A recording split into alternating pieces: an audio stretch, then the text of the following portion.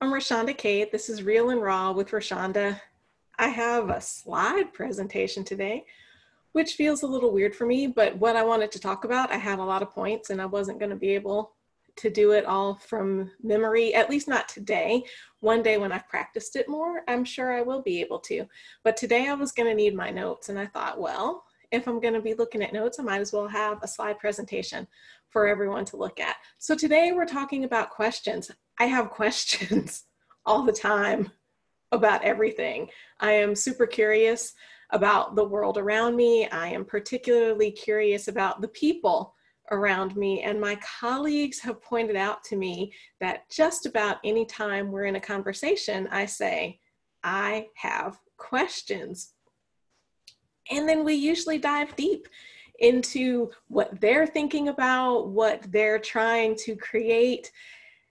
And so I wanted to talk a little bit today about how do you have an engaging conversation and ask good questions that doesn't feel like an inquisition.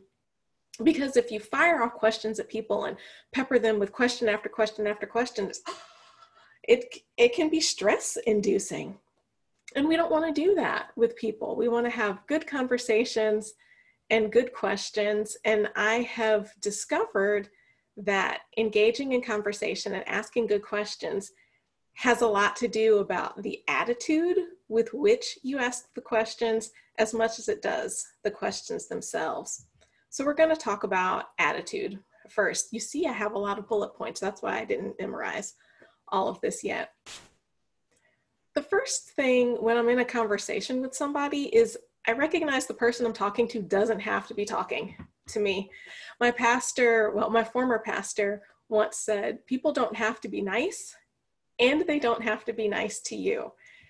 And that just really stuck with me. If people are willing to be in a conversation with me, that's a privilege for me. That's a gift that they are giving to me. They don't have to give me their time. They don't have to give me their attention. So when I'm in a conversation with somebody, I recognize, at least I try to, I don't always, especially if you ask my kids, they'll be like, yeah, Mom, you do not always recognize this. But I try to recognize that they don't have to be spending the time with me, and I'm honored that they are. I try to listen with respect and humility. I do not know everything, and I don't want to pretend that I do. And I certainly don't know everything that this person knows, whoever the person is I'm talking to. So I want to put my ego down and put that in the back seat and let whoever I'm talking to drive this thing, because they know what they're talking about. When I'm in a conversation, I like to serve. How can I help? What can I do for you? And a lot of what I can do for people is listen to them. That is a great service that we can offer to people, to just honestly sit there and take in everything that they're saying without any sort of agenda and give them your full attention. How does that feel when someone does that for you? It's empowering. It makes you feel comfortable. It's a great way to engage in conversation, to give your full attention. So put your phone down. All the little bells and whistles that are happening to the side, try to ignore them. Look the person you're listening to directly in the eye. Let your body language show that you are listening to them. Lean in a little bit. The more intrigued you are, the more leaned in you're going to be to hear what it is they have to say. And before you start the conversation, if you have to, you actually might want to journal a little bit. If you have a lot going on in your head, give that someplace to live beside your brain so that you don't have a lot of bells and whistles happening in your head when you're listening to somebody. So you can listen to them and give them your full attention. Hold the other person's agenda, not your own. Accomplish what the speaker wants to accomplish. And you won't know what they want to accomplish if you're not listening and if you don't ask. I look at every time I talk with somebody as a learning opportunity. People know all sorts of things, and I too want to know all sorts of things. So if I'm talking with someone, absolutely, it is a learning opportunity. You can learn from anyone, you can learn everywhere, you can learn all the time. You just have to understand that learning can take place everywhere and all around you, and be open to learning all kinds of things. Anytime somebody says something or you're watching something, that's a moment you can be learning. So go into a conversation expecting to learn something, and you will. Treat the person as an expert. I know what I'm thinking, and I'm the best person to explain that to you. So when you're listening to somebody, recognize that somebody is the best person to explain their thoughts and their feelings and their emotions. Sometimes we get tongue-tied, sometimes we can't find the right words. But if you give people some time and some space, they'll come around and you'll be amazed. And usually they'll be amazed too. See the person. Try not to go into a conversation with preconceived notions of who this person is, what they can do for you. See the person, listen to their heart, listen to their struggles. Be fascinated when you're in a conversation with someone. People are fascinating. 100% absolutely fascinating by the things they think, the things they like, the books they read. Oh my gosh, humans are wonderful to be around because each individual is super fascinating. I just like to sit and listen and be like, really? That is really interesting. I didn't even know that was a thing. And here you are, an expert in the thing. Tell me all about it. Listen well. That's easier said than done. One way to listen well is to listen to hear and not to respond. As you're listening to somebody, pay attention to what they're saying and don't create a rebuttal happening in the back of your mind. That's not always easy to do. But if you go back to some of the earlier points, like holding the other person's agenda and not your own, seeking to serve, it's easier to listen well because you don't have an agenda. Your whole agenda is finding out what this person's agenda is. Study the speaker. Look for shifts in their whole demeanor. Did they say something that just lit them up like a Christmas tree? Find out more about that. Did they say something that made their whole countenance go down? Maybe you can learn what was going on with that shift in their mood. Do they seem nervous? Do they seem excited? Do they have some sort of tics? And we all have tics. Do they have, I guess if you're playing poker, they're called tells. I'm a horrible poker player. I don't know much about the game. But what are their tells?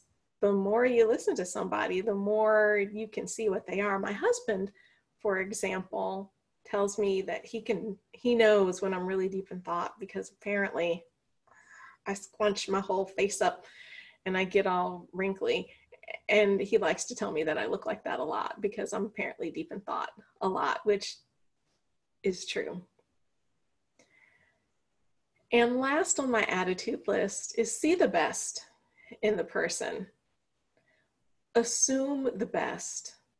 Assume that the person, if they say something that rubs you the wrong way, if they say something that you don't agree with, assume the best in the person. You may not agree, and that's totally fine, but don't assume that the person is trying to bring you down. They're probably just expressing themselves. And if you have questions, you can ask. If you ask, respectfully and with the intent of learning, not proving wrong. And so with that, we'll move to questions. What kind of questions do you actually ask people? I like to ask specific clarifying questions. So instead of saying, I don't understand, what did you mean when you said thus or so? Then they'll understand what it is you didn't understand, and they'll help you understand it. Follow your curiosity. If something is interesting to you and you would want to learn more about it, ask about it. Most people are very happy to tell you what's going on in their heads. And if you're curious about something that they love, they will be delighted to tell you about it. So be curious, follow your own curiosity, ask open-ended questions. Instead of just asking something that they can answer with a yes or no response or a one-word response, ask something that will help them elaborate. And those are often what and how questions. What do you mean by that? How do you go about doing that? What's your process? Those kinds of questions invite elaboration. Now, sometimes when you're in a conversation with somebody, you should challenge them. Feel this out. Look for discernment from the Holy Spirit. Challenge with kindness. And sometimes I will preface that. If somebody says something that I feel like isn't quite what they're trying to get at or isn't quite their full response, I might say something like, do you mind if I push you a little bit on this? Or I have an insight about this. Do you mind if I share it with you? And so that helps them feel like you're not, trying to grind them into dust. You're trying to help them get out whatever it is they're talking about. Something that's really good for both you and the person you're in dialogue with is situating your conversation in both its historical and future contexts. For example, I like Cheerios a whole lot, always have. So if we're having a conversation about Cheerios, you might want to ask, when did my love affair with Cheerios begin and why? And where do I see this love affair with Cheerios going into the future? So that's a silly example, but usually something that people are passionate about and all geared up about. There's history behind it, and there's something to it in the future. And they may not be consciously aware of any of that, and asking questions that helps them situate that clarifies it in your own mind, but it sparks some insights most likely in their minds, and they may start taking things in a future direction that they didn't even know they were thinking about. When you're asking questions, consider multiple perspectives, and you can do that in your own head. You can also do that in your questions. I'll go back to Cheerios. I'm not sure why I'm all on a Cheerio thing, but I'll go back to Cheerios. I love Cheerios. I think they're the perfect food. Clearly, not everyone is going to agree with me. So you could ask me, for example, if I'm droning on and on about how Cheerios are the perfect food, you could ask me, but how aren't they the perfect food? What populations of people might not appreciate the greatness you see in Cheerios? Well, I don't know, because let me be honest, I don't see a downside to Cheerios, but if you ask me the question, I would think about it. And that pushes both of us further in an engaging conversation. When you're talking with somebody, seek to gather information and expand thinking, not to prove a point. And I would say mostly seek to expand thinking. Gathering information is great. But sometimes if you get in just the gathering information phase, you'll start getting to close-ended questions with stories that just have a beginning, a middle, and an end, and you're not really pushing anything forward. So seek to expand thinking and do not seek to prove a point. Put your agenda down Put your ego to the side. The moment somebody feels like you are trying to swoop in and make your point is the moment they shut down and the engaging conversation comes to a screeching halt. Silence is very important in a conversation. Sometimes that silence is for you. Sometimes you're in a conversation with somebody and they just said something really heavy and you need a moment to take that in and to get your emotions under control. Usually though, the silence is for the speaker. People need time to think and to organize their thoughts. Give them time and space to do that. It's okay. Sometimes people will ask for that space. Sometimes they'll say, you know what, I'm not really sure. Can I have a moment to think about it? And if they ask that, say yes. Yes, you can have a moment to think about it. But if as you're studying them, as we talked about in the attitude, and you see the struggle on their face, or if you're not talking to them face to face, you hear it in their voice, just wait. You don't have to say anything. You don't have to say, I'll give you a little time to think about that. You can just sit there silently and not say one word.